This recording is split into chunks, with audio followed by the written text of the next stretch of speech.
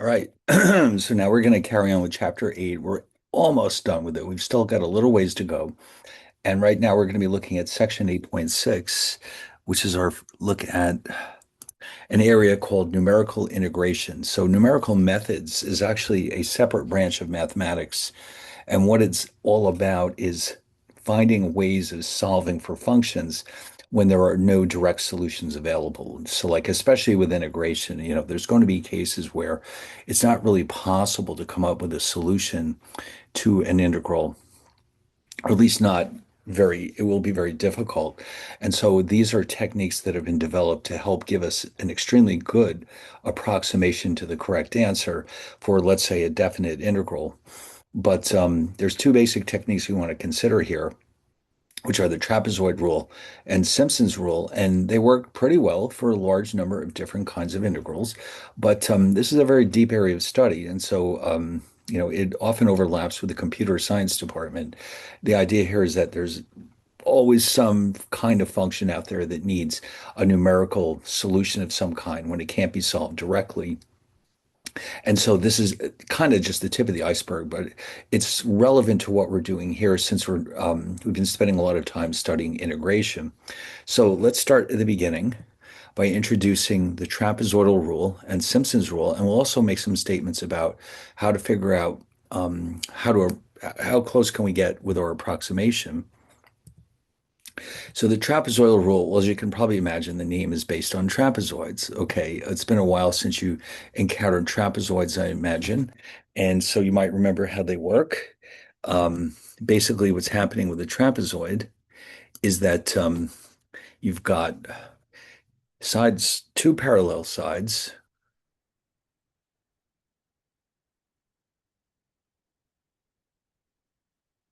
and two sides that are not parallel. Something like this. Classic example of a trapezoid. So here we have the height. And so the lettering scheme for this would be A, then we have B at the bottom. This side is C, this is D. And the area of our trapezoid is,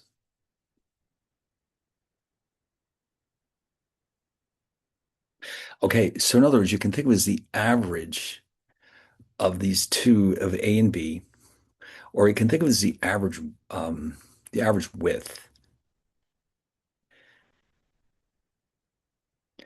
And this is the height.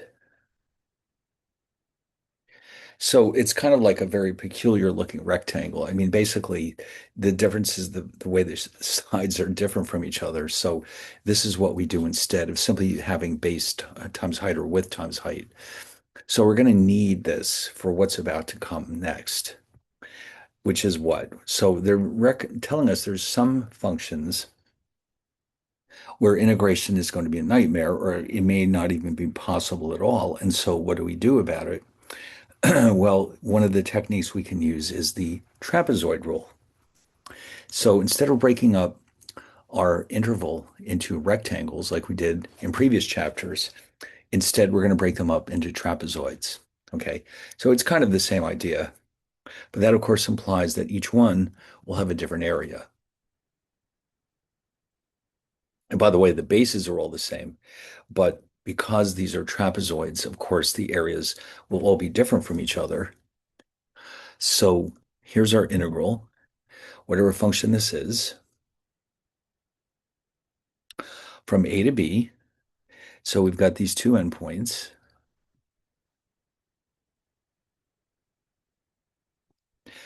And we've chosen to break this up into four trapezoids. And so clearly what we'd like to do is add up the areas of these trapezoids to come up with the approximate area under this curve between A and B. How do we do that? All right, here, that's the interesting question. All right, so here's how it works. Um, so let's grab this graph as well.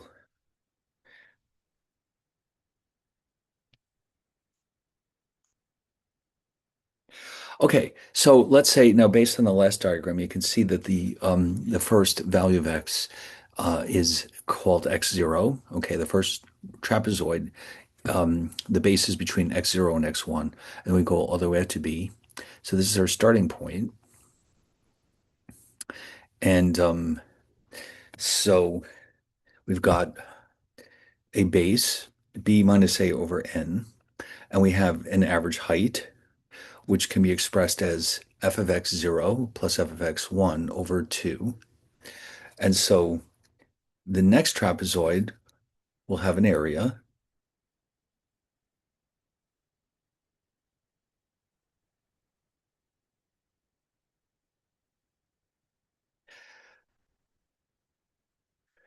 So the next trapezoid would be, let's say, here. All right, well, that's not the best drawing of all time, but it would be here. So that would mean that it would be f of x1 up to x2 over 2, the average of the two. But this part is a constant. Okay, in other words, what this is telling us is the width of this trapezoid, because remember, A and B are the endpoints of this interval.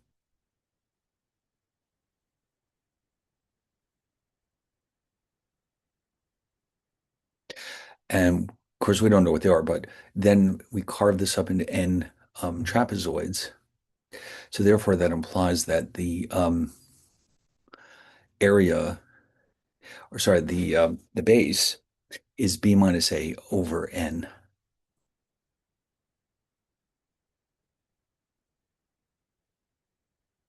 for each case. Okay, each trapezoid has the same base. All right, anyway, so where does this lead? Well, all right. So what they're going to do here is say, well, listen, if we went through and did the same setup for all the trapezoids, like I did here, the next one would be, sorry, the f of x2 plus f of x3 divided by 2. This part won't change. And then it keeps going all the way to the end. This is what you're going to wind up with right here. Okay.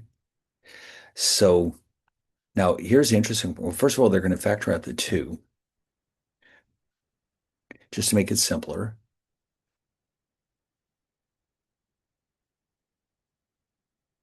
Because they're all divided by 2. Now, if you look at it carefully, what you're going to notice is that all of these two only appear once, the two endpoints. The others all appear twice. Okay, like even here, you can see it. Um, I've got two f of x2s, and based on the previous one, I have two f of x1s. So the only ones that are not repeated are f of x0 and f of xn. So you can see what they're doing here is they're lumping everything together. These are the two that appear once. Each of these appears twice. And so that's where this is coming from. And then they're going to do a little algebra and rearrange it a little so you can end up seeing that in the limit, as we increase the number of trapezoids, we eventually converge to the actual area under the curve, which is represented by the integral. But of course, if we were able to solve for this integral, we'd be all set. We wouldn't need the trapezoid rule. So what we're basically going to do in this section is take this integral and replace it with this. All right, because this is very manageable. We can easily do this, even if we have to do it by hand. It's a very straightforward way of solving for the approximation. Now, of course, if we want a very good approximation, we need a large number of trapezoids. But here we're just going to see some basic examples. Um, in practice, you would put this into some kind of a programming language, and then you could have as many trapezoids as you want. But here, we'll do it by hand, so we don't want to get too carried away. But the idea here is that as n goes to infinity, eventually the sum that you're creating will converge to the true area under under the curve. All right, so in other words, here's what they're saying. This which is what we're going to calculate, will approximately equal this, the integral, as long as n is large enough. All right, so here's our first example. How about the sine of x over the interval 0 to pi? So they've got the two cases. They're going to try n equals 4 trapezoids and 8 trapezoids. Okay, let's copy these into the notes.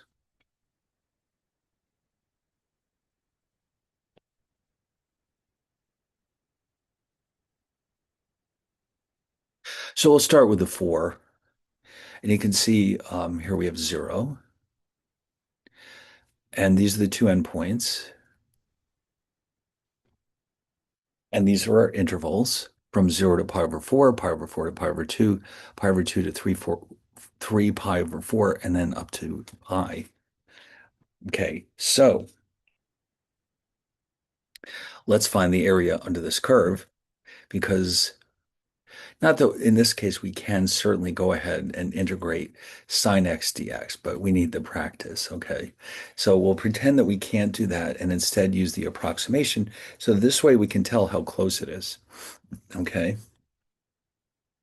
So based on the rule, let me go get it back for you. Ah, here it is.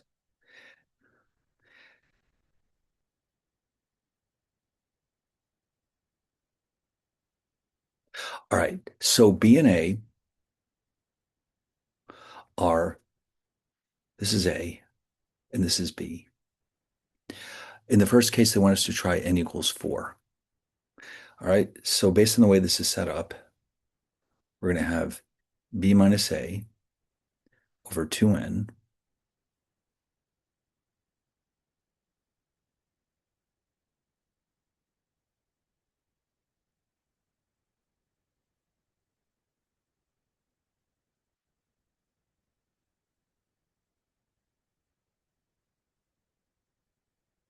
All right. So now keep in mind the function, of course, is sine x. And the values that we need are,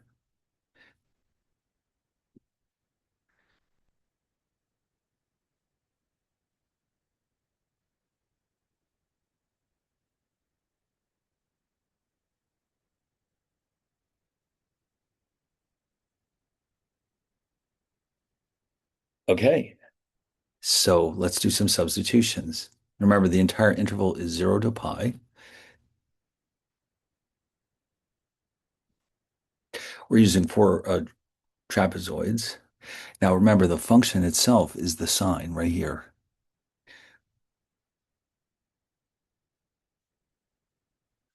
All right, so we have x0.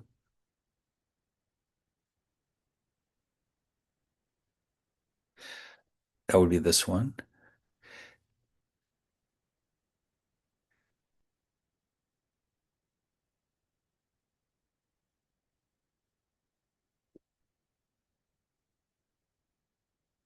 Now remember, the last one you don't need use does not have a coefficient of 2. All right, they all have 2 as a coefficient except for the first one and the last one.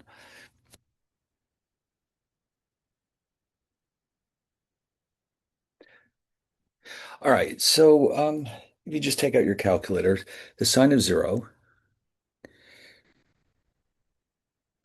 is 0. Well, that helps. The sine of pi over 4 is radical 2 over 2.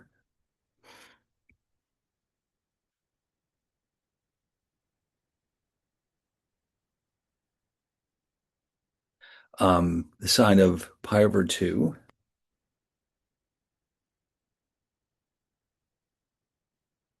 is 1.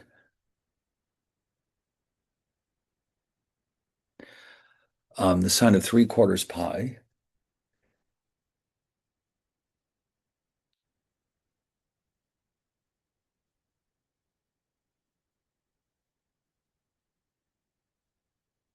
oops, hold on.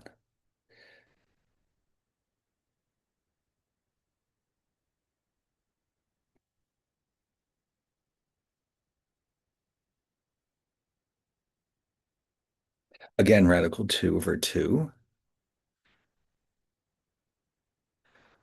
And then the sine of pi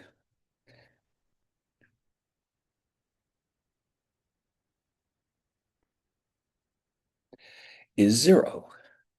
Okay, great. I'll fit that in there. All right, so here we are. We're in pretty good shape.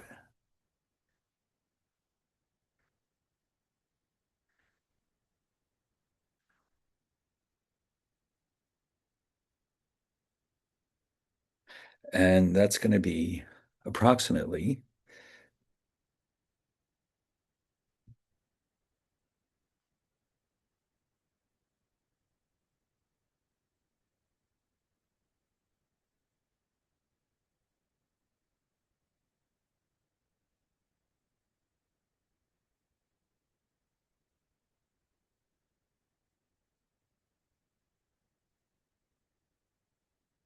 And of course, when pi is about 3.14.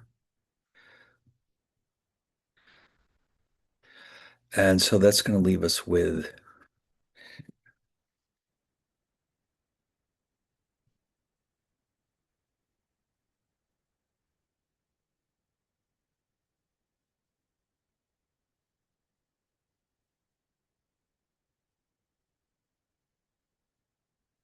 1.896.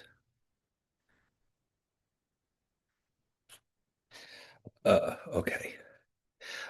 Yeah, so in other words, using obviously pi is 3.14 something. So it's just a little bit under 2.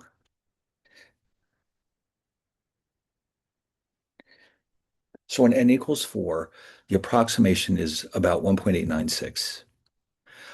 All right, now we're not going to go through all the steps again, but if we change that to n equals 8, you can see um, the same setup. You'll just have a lot more terms.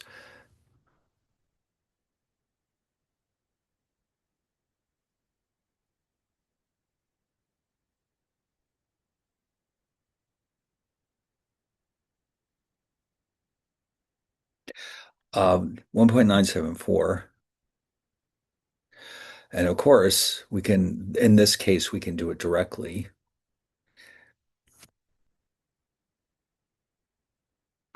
The integral is from 0 to pi of sine x.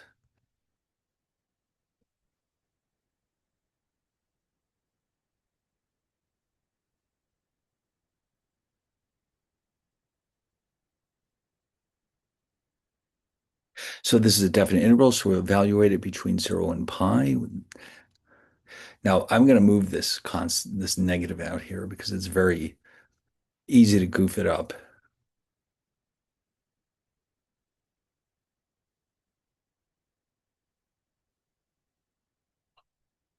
All right, so the cosine of pi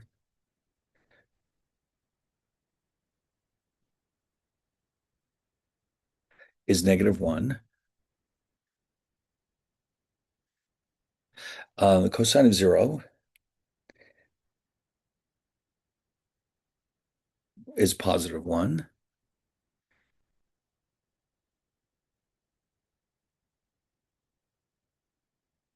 is 2. All right, great. So the actual answer is 2. And you can see now what they want you to notice here is that as n increases, we keep getting closer to the correct solution. Okay. Which is what you'd expect. If the numerical method works, then having more trapezoids, it should increase the accuracy of what we're doing. And that's what's happening here. Okay. All right. So that's the trapezoid method. What else are we looking at here today? Not that there aren't any others, but we're going to focus our attention now on Simpson's method. Okay. Now, which one do we use? Well, it's an open question which one is better, but here's Simpson's rule. I think they're both probably equally valid. So here the approximation looks like this.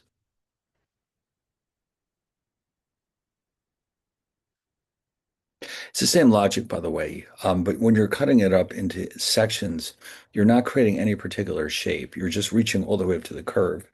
But it's going to look like this.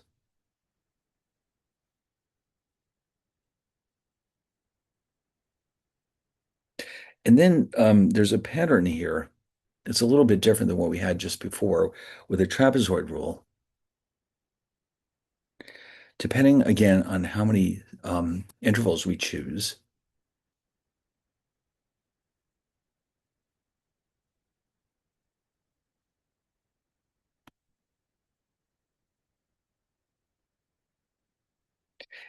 So we start with one. At the two endpoints will have a multiplier of one, but then inside we're going to alternate between two and four. Okay. So no matter how many terms there are, we'll just rotate back and forth.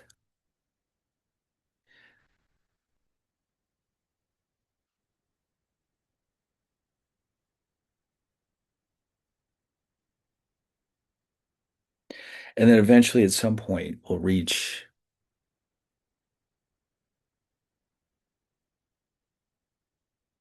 these last two. Okay. So you can see, it's not that different than the trapezoid rule. So let's see, what example do they have here for us? Oh, they're going to have us do the same example with Simpson's rule. Okay.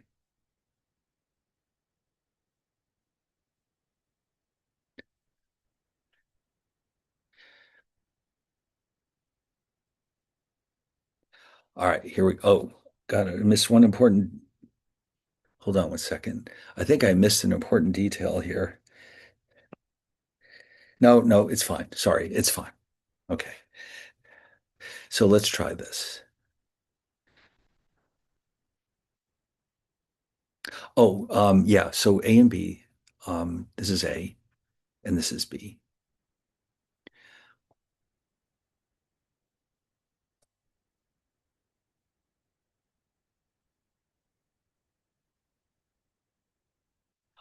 And again, it's the sine and the x's are,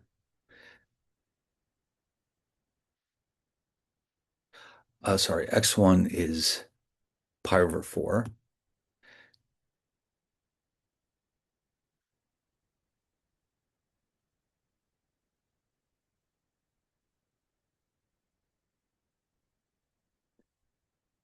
So this is just like before. All right. So let's do this.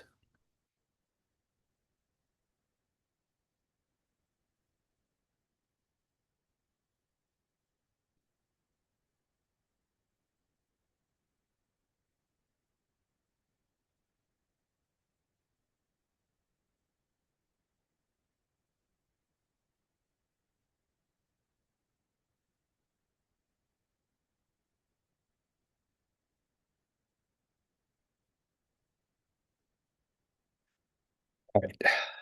So again, there's this one has a multiplier of 1, and then it goes back and forth between 4 and 2, but the second to last one is always 4. Okay. So let's try this.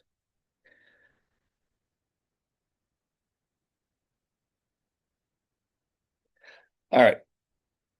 Let's see. Sine of 0. We already looked this up. Let's just come back here. 0.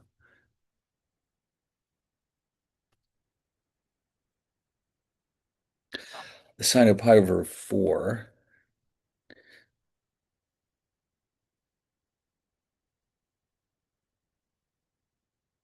Oh, yeah. Radical 2 over 2.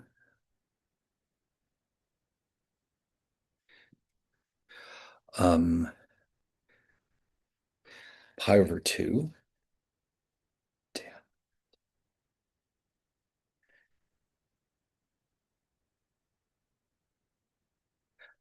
Is 1. 3/4 pi was also radical 2 over 2, if I remember correctly. And then the sine of pi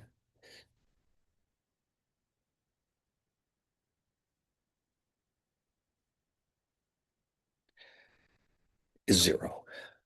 All right, let's see what we've got.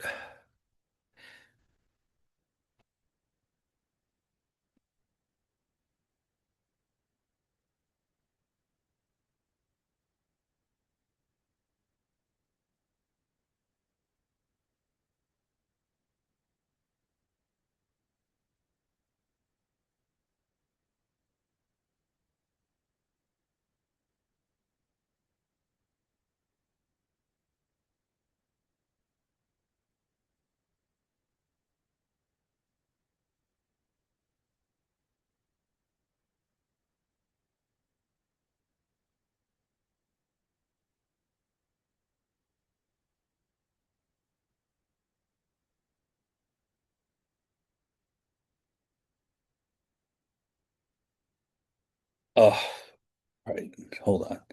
Unfortunately, my finger hit the wrong key. Now we got to start all over again.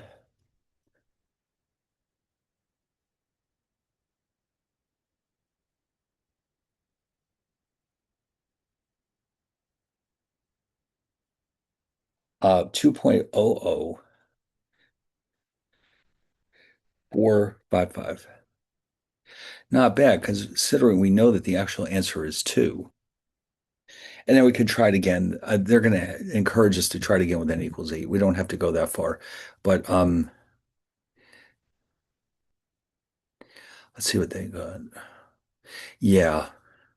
And then when they tried 8, it shrunk up a little bit back to 2.003. So in other words, again, the idea here is that as we keep increasing n, we get closer and closer to the true solution. If that weren't true, then the method would be worthless. All right. It has to be the case that the method gets better and better as we keep increasing the number of sections. All right, error analysis. Now, what this is all about is that if you're trying to keep the error within a certain amount, let's say there's a maximum tolerance that you have, it turns out that you can control the amount of error by choosing the number of sections. Okay. In the case of the trapezoid rule, the number of trapezoids. So, what if you wanted to know how many sections you need to make sure the error is less than a certain amount? Well, that's what this is for. Now, it's kind of a mess, but we're going to try it. Okay, so there's a different rule for the trapezoidal rule and Simpson's rule for how to find we're solving for n here, the number of sections we need under the curve to reach a certain target for our error. So we'll start with the trapezoid rule or trapezoidal rule.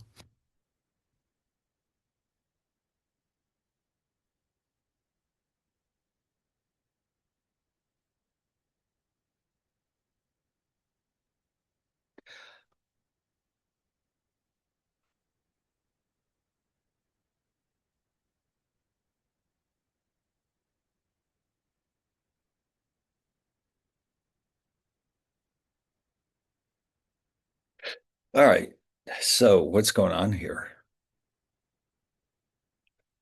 So let's see what problem they have for us. Ah, here it is.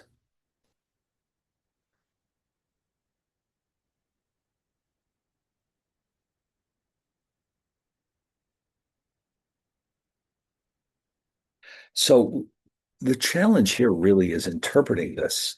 It's a little bit strange the way it's been written. I think you'll agree. But and there's a strange component to this as well that I thought was kind of weird. But so they're going to tell us they've done some work for us. So if our function is here, the first derivative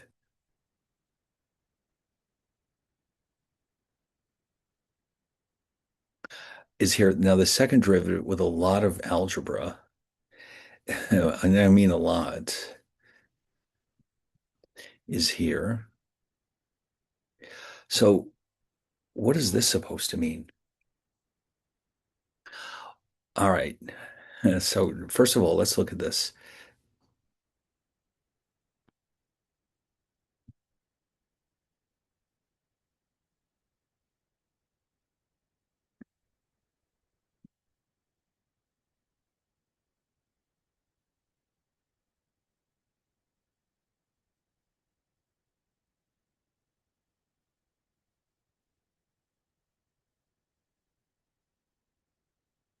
So, and this is you see how it says max.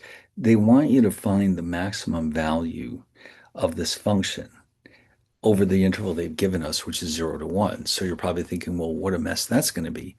But then they also want you to notice this because we have 1 plus x squared in the denominator raised to the 3 halves power. As x increases, the ratio decreases.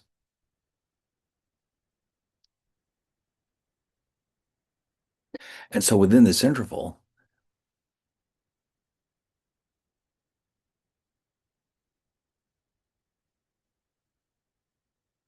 0 to 1,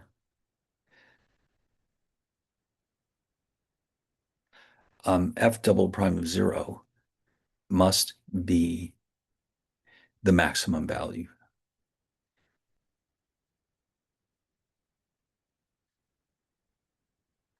That's the reasoning behind what's about to happen. So we'll take this formula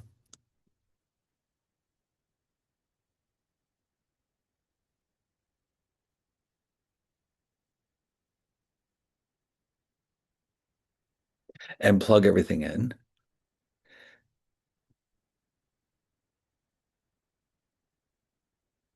And by the way, these are absolute value signs. In this case, it doesn't make any difference.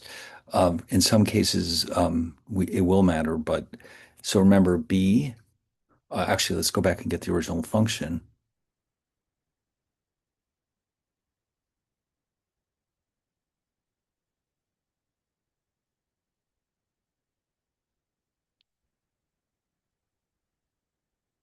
All right, here we go.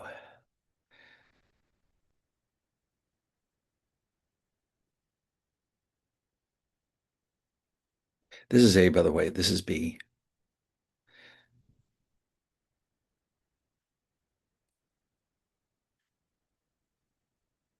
So in other words, that means this will all be replaced with f double prime of 0. And what that means then in turn is that since the second derivative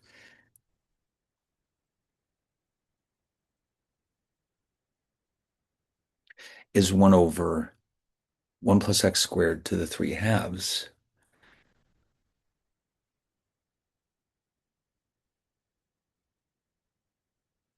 if you replace that with a 0,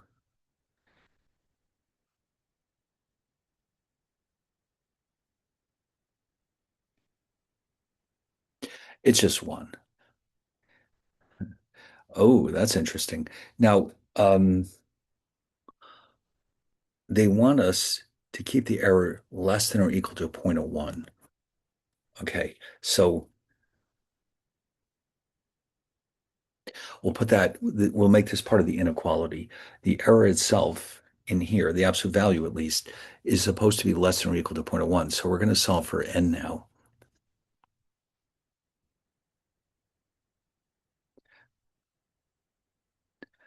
All right.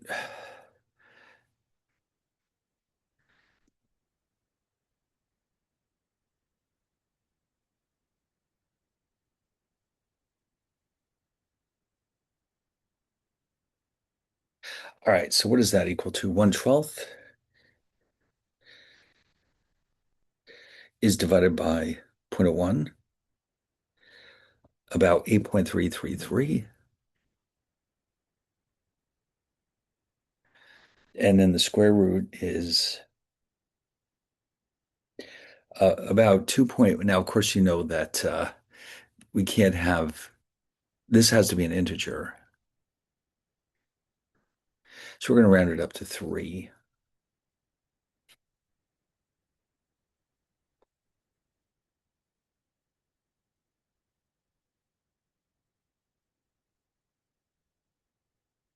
So yeah, 2.89. We're going to round it up to 3.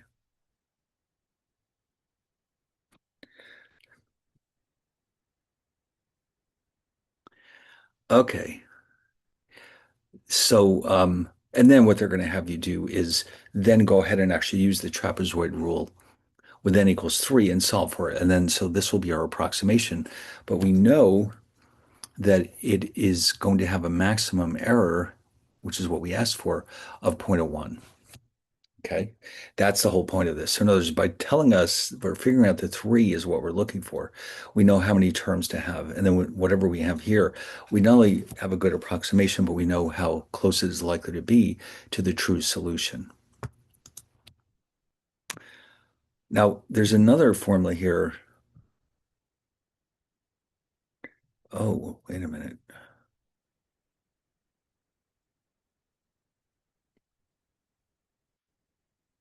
Oh, I guess that was it, huh?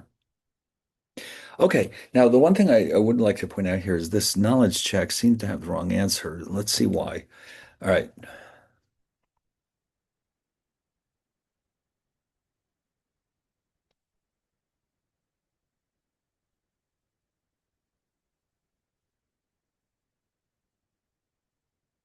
So they want us to just go ahead and use the trapezoid rule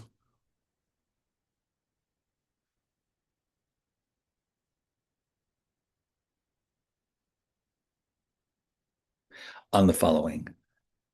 And again, we can figure out the actual answer. All right, n equals 4.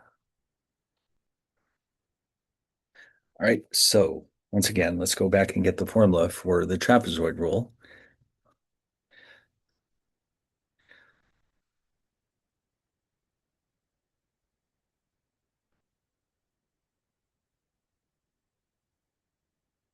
Ah, here it is.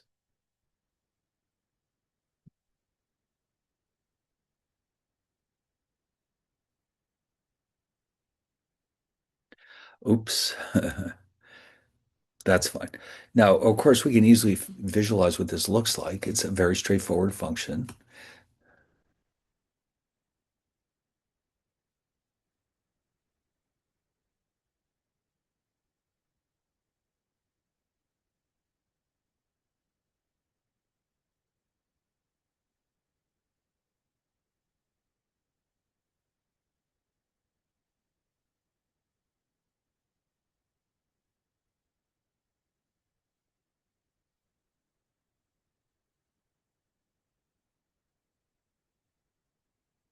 So in other words, this is our, look how straightforward this is.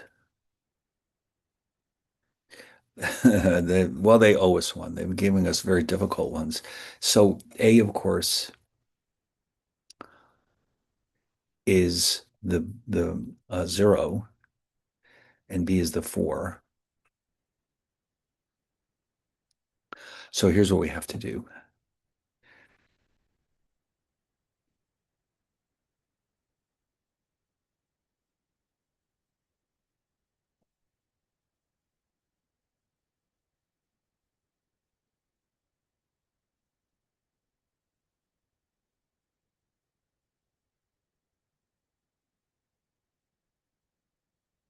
All right, so let's find that out.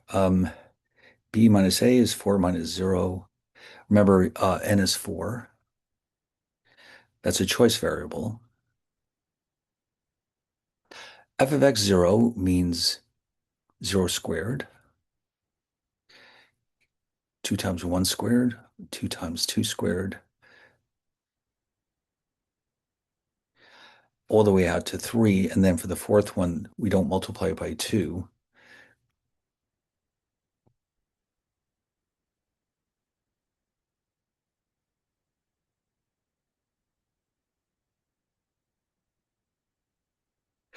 Okay.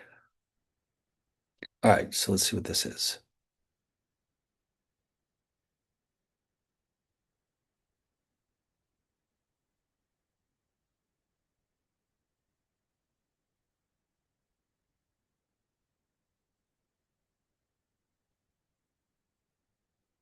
All right, so where does that leave us?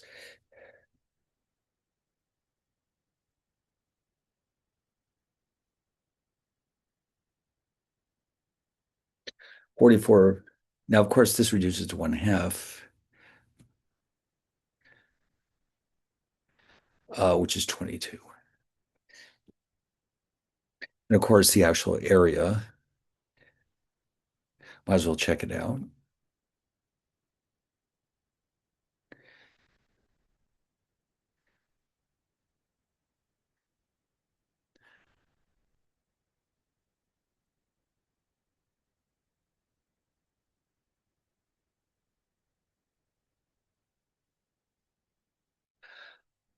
64 thirds, which is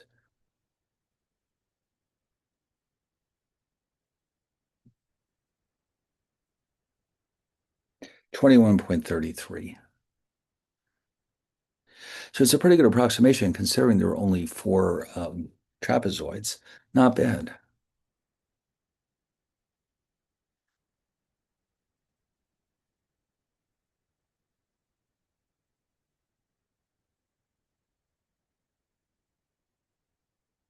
All right, now for number two, they're going to ask us to do another case where we check for the number, the value of n, okay, to come within a given level of accuracy.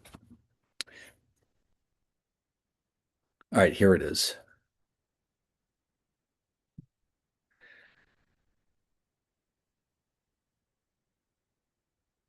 So um, we're going to use the trapezoid rule.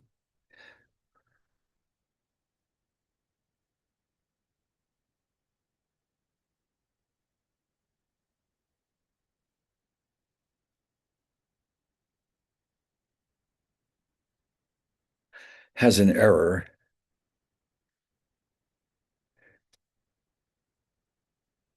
less than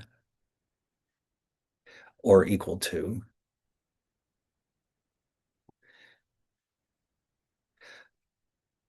0.0001. All right, four zeros. Okay, so let's go back, revisit that formula. Oh, and no, we're solving for n. Yes. Okay, so we got everything. Here it is.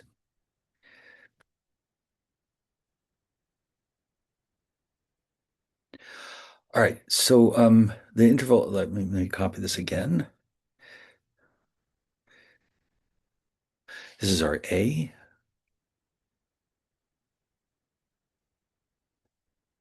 Now, luckily, this time the derivative is very straightforward. Before it was kind of a mess.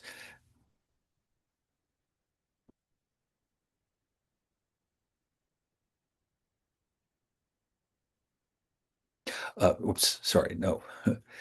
We need to go to the first derivative first.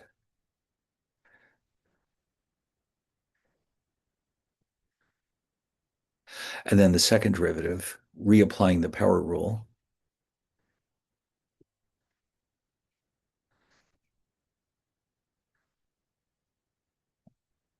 Now, this is where we have to really pay attention. Um, the function itself looks like this.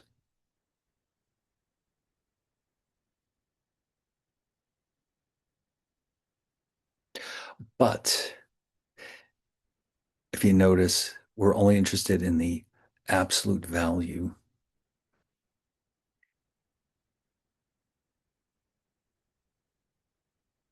Whoops, wait a minute.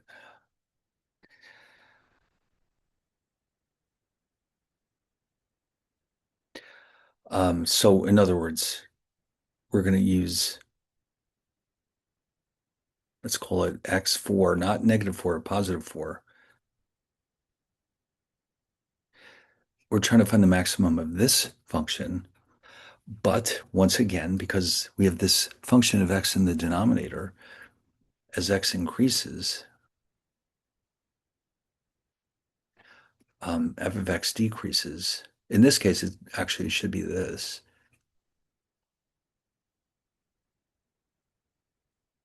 So once again, the maximum value is a, whatever that is, and that happens to be a 0.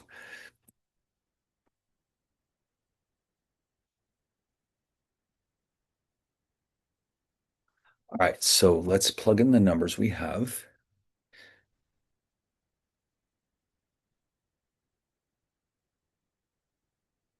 carefully.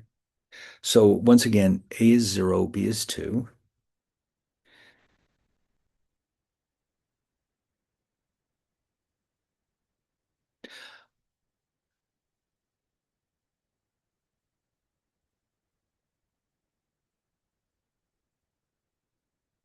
And this is the equivalent of just simply saying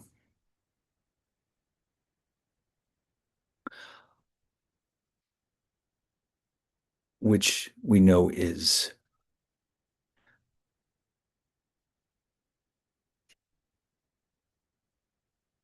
if you plug in 0 here, it's going to be 1 over 4. Actually, let me copy this one more time,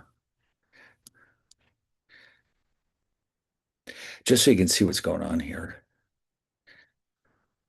And I'll move this down here. All right, so therefore, based on what we're seeing here,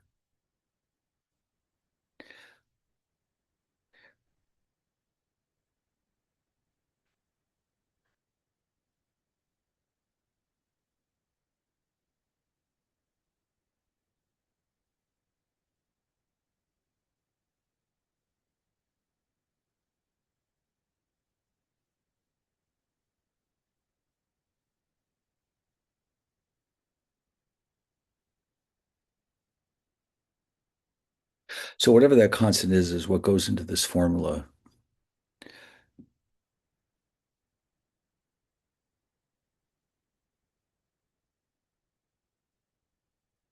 And they want us to keep the error no more than, that's right, 0.0001. All right, now of course we have to solve for n. So this is 8/12.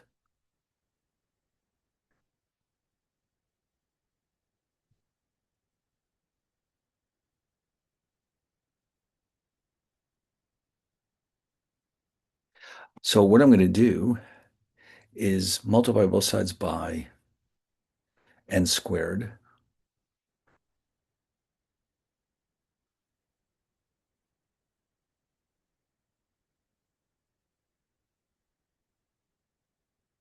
And then divide both sides by that 0.00001.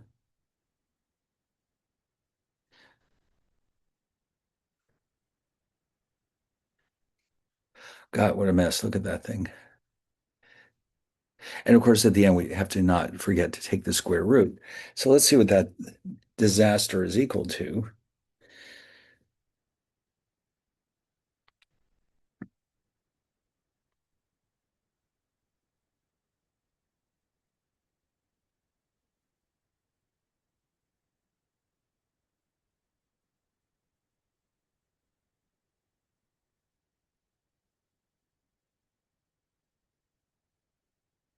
Hmm. I just noticed there's supposed to be 4 zeros here. We got to keep an eye on that.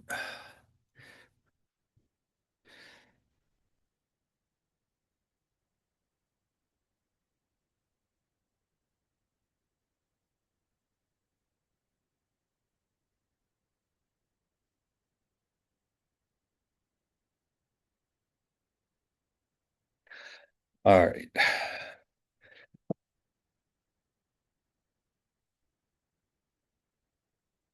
So anyway,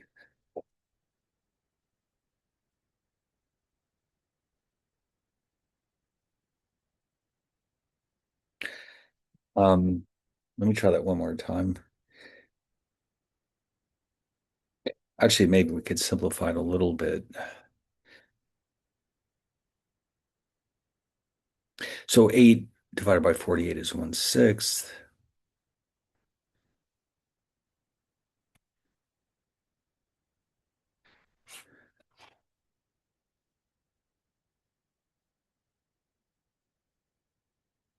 Make sure there's 4 zeros.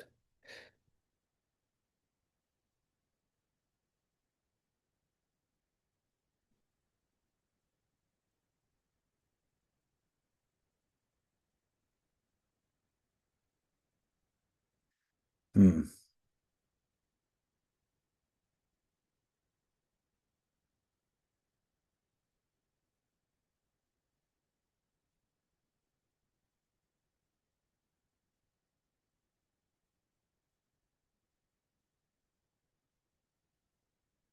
Well, there's clearly something not right here. It's 2 to 0, 12 n squared, right? We got that. The second derivative is 1 over 4, x plus 7 to the minus 3 halves, right? We know that the maximum occurs when x equals 0.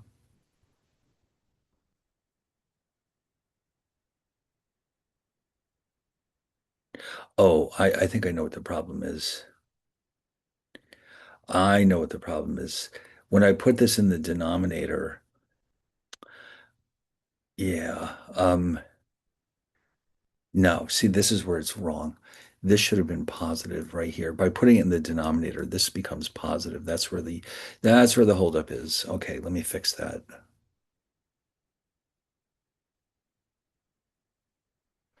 Yep, that's going to make a bit of a difference, right?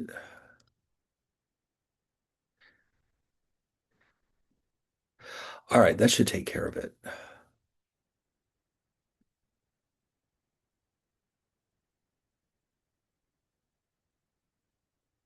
All right, let's try that one more time.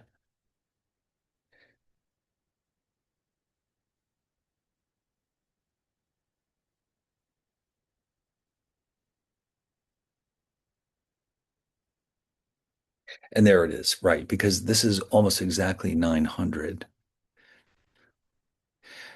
And then when you take the square root, of course, you'll get 30. And there we are. It's all set. Beautiful. Except for that one screw up. Yes, but we're good now. All right. So that was 8.6.